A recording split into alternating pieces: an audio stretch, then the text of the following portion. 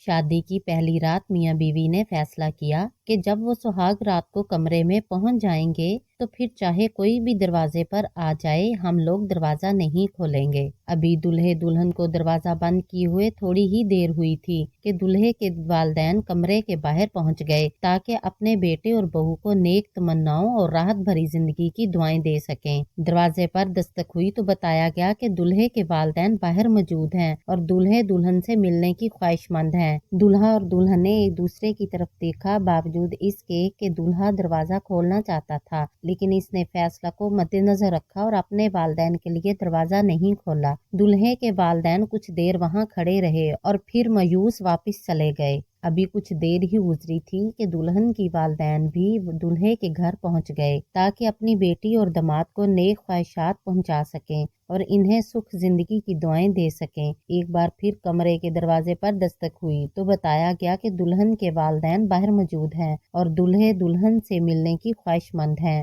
دلہے دلہن نے ایک بار پھر ایک دوسرے کو دیکھا اور اپنا فیصلہ ذہن میں تازہ کیا، باوجود اس کے کہ فیصلہ ہو چکا تھا کہ کسی کے لیے بھی دروازہ نہیں کھولا جائے گا، لیکن دلہن کی آنکھوں سے آنسو جاری ہوئے اور اس نے کہا کہ میں اپنے والدین کے ساتھ ایسا نہیں کر سکتی اور اٹھ کر دروازہ کھول دیا۔ دلہے نے یہ سب کچھ دیکھا مگر دلہن کو کچھ نہیں کہا اور خاموش رہا۔ اس بات کو برسوں بیت گئے۔ ان کے ہاں 4 بیٹے پیدا ہوئے اور 5ویں بار اللہ نے ان کو بیٹی دی۔ شوہر اپنی بیٹی کی پیدائش پر انتہائی خوش تھا اور اپنی ننھی گڑیا کے اس دنیا میں آنے کی خوشی میں ایک بہت بڑی پارٹی کا انتظام کیا اور اس پارٹی میں ہر اس شخص کو بلایا گیا جس کو وہ جانتا تھا اور خوب خوشیاں منائی گئیں۔ جب پارٹی ختم ہوئی اور مہمان اپنے اپنے گھروں کو واپس چلے گئے تو رات کو بیوی نے اپنے شوہر سے پوچھا کہ کیا وجہ ہے آپ نے اتنے بڑے پارٹی کا انتظام کیا اور اتنی زیادہ خوشیاں منائیں، جبکہ اس سے پہلے ہمارے 4 بیٹے بھی ہیں جن کی پیدائش پر آپ نہ تو اس قدر خوش ہوئے تھے اور نہ کبھی اس طرح پارٹی کا انتظام کیا۔ تو شوہر نے مسکراتے ہوئے جواب دیا کہ یہ وہ ہے جو میرے لیے دروازہ کھولے گی۔